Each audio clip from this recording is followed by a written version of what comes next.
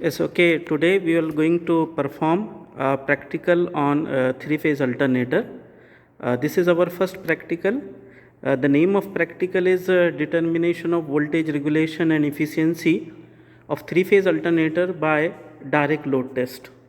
So this is our machine lab, and this is our say practical kit where we are going to perform this practical. So this is a one DC motor coupled with three-phase alternator set complete. This set comprises of 2 HP DC shunt motor and 2 kVA three-phase alternator. So this is the two machines are there. They are mechanically coupled each other. This is DC shunt motor. This is DC shunt motor, and this is three-phase alternator. This is three-phase alternator. It is connected on the panel, and here the panel comprises of some indicating type instruments. This is DC voltmeter, which will measure the DC voltage of the system, and it is a DC motor field current. Now it is not necessary to measure over here in this practical. Now DC motor current. So what is the input of motor? We are able to measure input of motor with the help of DC motor current as well as in voltage. So these two voltmeter and ammeter is very much important.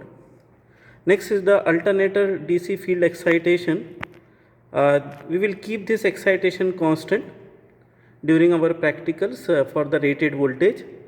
It is alternator voltage, that is armature voltage. And you some other instruments also connected over here, say alternator armature current, then power factor, power output and power factor. So output of the alternator is going to measure from the alternator power output, that is a wattmeter. It is a 2-element wattmeter. Single wattmeter will show the output of alternators. Okay. Now the connections is such that it comprises of DC shunt motor.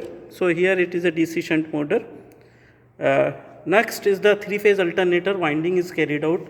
Say this is a three-phase star connected alternator, and field winding XX is there, and this is some terminal kits which is provided for the measurement of power factor and measurement of power output of alternator.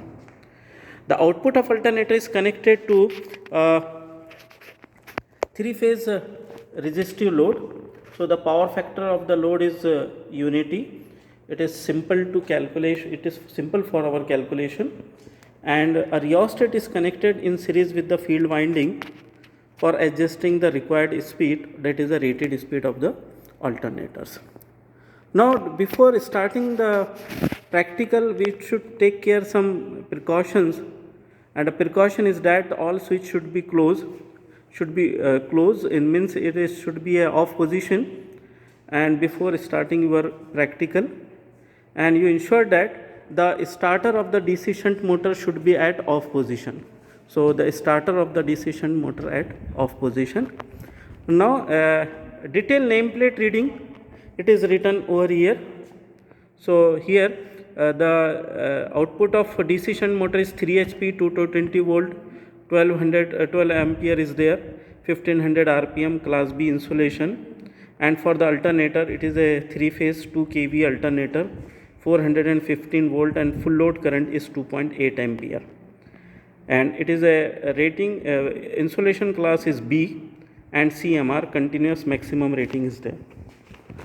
So now we will start the practical. First of all, we will run the DC shunt motor at rated speed. So just I will start this one. So switching on the DC supply.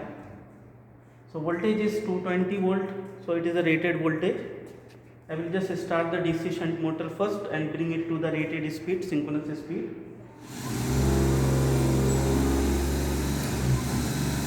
Now the motor has been started successfully. Now measure the speed of DC shunt motor. Measure the speed of. It is found it is 1300 and say 1400 RPM is there. Now we want the 1500 RPM rated speed. So by adjusting the field resistance, we can vary the speed of DC shunt motor to a rated one.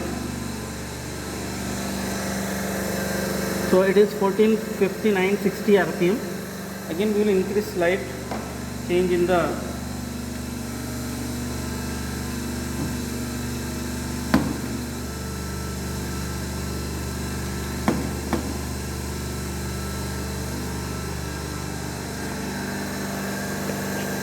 so now it is near to 1500 RPM, not say constant speed we are going to take. So again we will increase.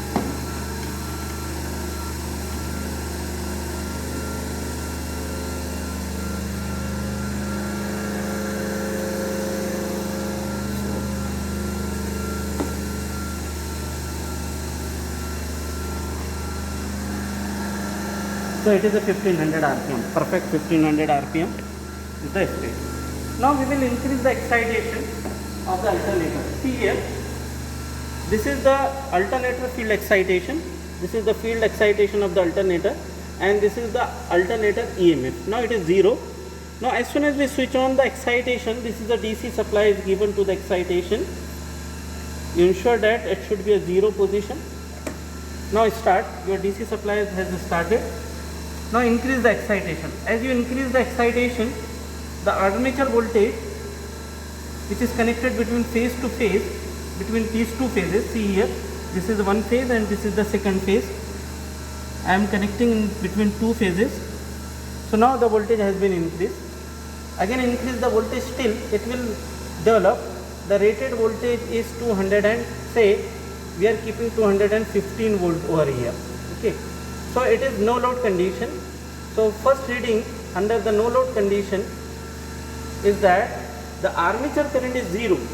Armature current of the alternator is 0, power output is 0, and voltage is there, it's the rated voltage. Now we will start the load step by step. So first we will switch on the supply. So load side, the voltage is now ready. We will increase the load in steps. Now as soon as we increase the load, see here, I will again put the load, you will find that there is a drop in voltage. So suppose, see here, again it is no load condition. As soon as I switch on, you just keep on eye on this voltmeter, we will find that there is a drop in voltage. So as soon as I increase the load, now there is a drop in voltage. It will carry some current. The current is in the range of 5 ampere, so it is not visible because it is only the less than 1 ampere. But the output power is 500 watt. So output of alternator is 500, whereas input of motor, it is 200 multiplied by 5 is the input of motor. So this is the input of complete set.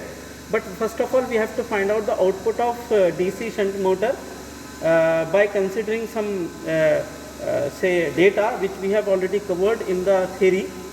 Now again we will increase the speed. What is the speed? Definitely the speed is going to reduce. Now see here, the speed has been reduced by 1400 RPM, means it is reduced by 100 RPM. So now the new speed is 1400 RPM. So next step is again increase the speed and maintain at voltage value. So now it is nearly 1500 RPM. Again I will adjust it.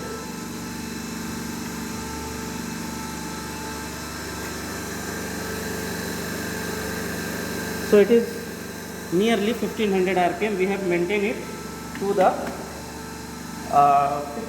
constant speed. So this is now our first reading.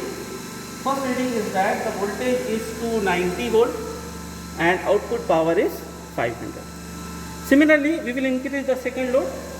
As soon as we increase the second load, the output become 1 kilowatt and voltage get decreased.